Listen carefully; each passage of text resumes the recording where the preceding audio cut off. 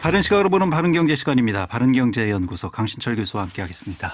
어서 오십시오, 교수님. 예, 안녕하세요. 예, 어제 문재인 대통령이 그 2022년도 경제 정책 방향을 제시하는 이 회의를 가졌죠. 국민경제자문회의. 네. 예, 관련해서 좀 오늘 말씀을 좀 들어보도록 하겠습니다. 경제 정책에 대한 다양한 평가가 있었던 것 같아요. 지난 5년간에 대한. 네. 예, 어떤 평가들이 나왔습니까? 예, 문재인 대통령 모두 발언에서 돌아보면 임기 내내 위기의 연속이었지만 새로운 도전에 쉴 새 없이 맞서서 혁신적 포용 국가를 국정 목표로 끊임없이 매진했다면서 위기 극복의 새로운 역사를 쓰며 그 명실상부한 글로벌 경제 대국으로 발돋움했다 이렇게 자평을 했고요. 예.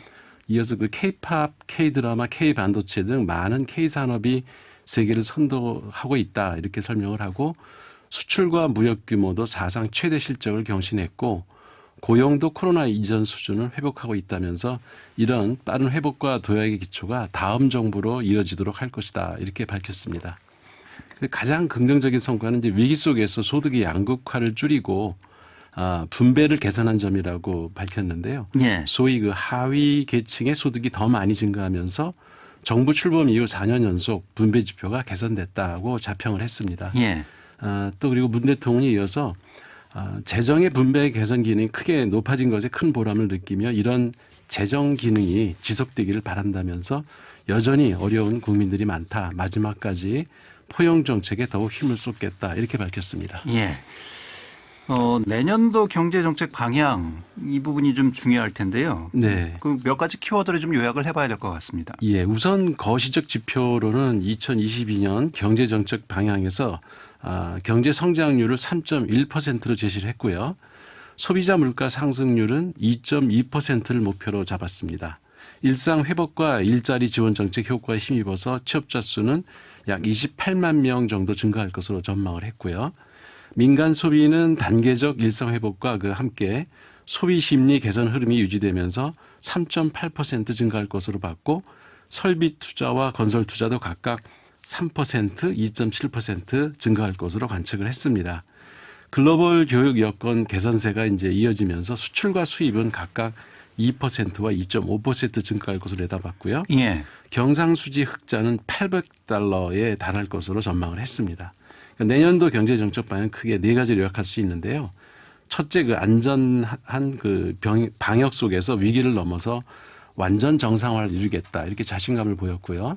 둘째로는 민생 지원을 본격화하고 격차와 불평등 해소에 주력하겠다. 그리고 셋째, 주거 안정을 위해서 부동산 가격의 하향 안전세를 확고한 추세로 정착시키겠다 이렇게 예. 밝혔고 넷째, 선도형 경제 전환과 그 탄소 중립 시대 친환경 저탄소 경제 전환을 이제 국가의 명운을 걸고 강력히 추진하겠다 이렇게 밝혔습니다. 예.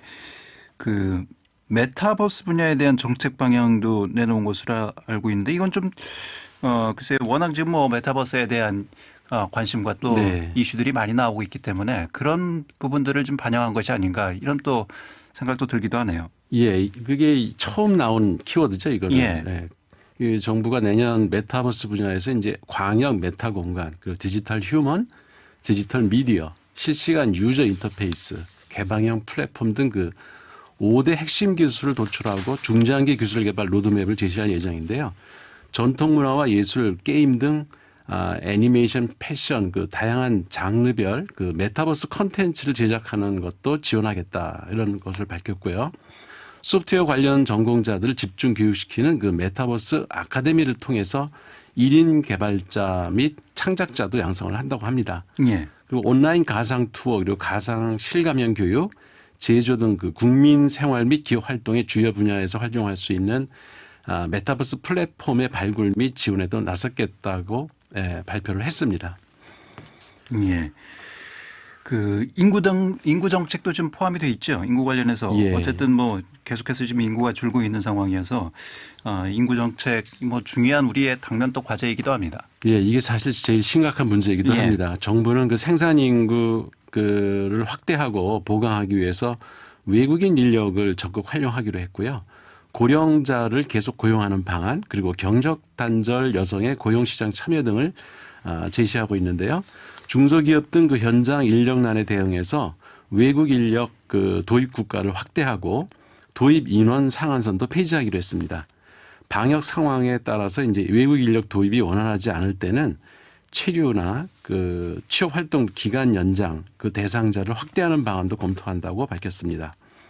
저출산 극복을 위해서 5대 패키지가 시행되는데 내년 이 사업에 이제 4조 1천억 원 규모의 재정이 투입될 예정입니다.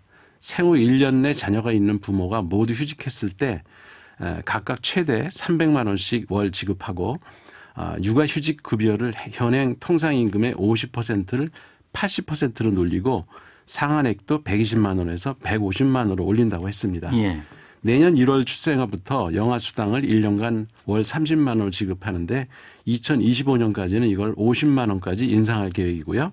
내년 출생아부터 200만 원이 지급되며 그 셋째 자녀 이상부터는 대학 등록금이 전액 지원됩니다. 예. 그리고 국공립 어린이집을 매년 550곳 늘려서 2025년까지 공교육 이용률 50%를 달성하겠다. 이런 계획도 발표를 했습니다. 예. 부동산 관련 대책도 지금 포함이 돼 있는 것 같은데 뭐 이 부분은 이제 아무래도 국민들이 가장 관심을 갖는 부분이지 않을까 싶거든요. 예. 예. 정부가 내년 그 공공 민간 사전 청약 물량을 당초 계획한 6만 2천 호에서 6만 8천 호까지 확대한다고 발표를 했고요.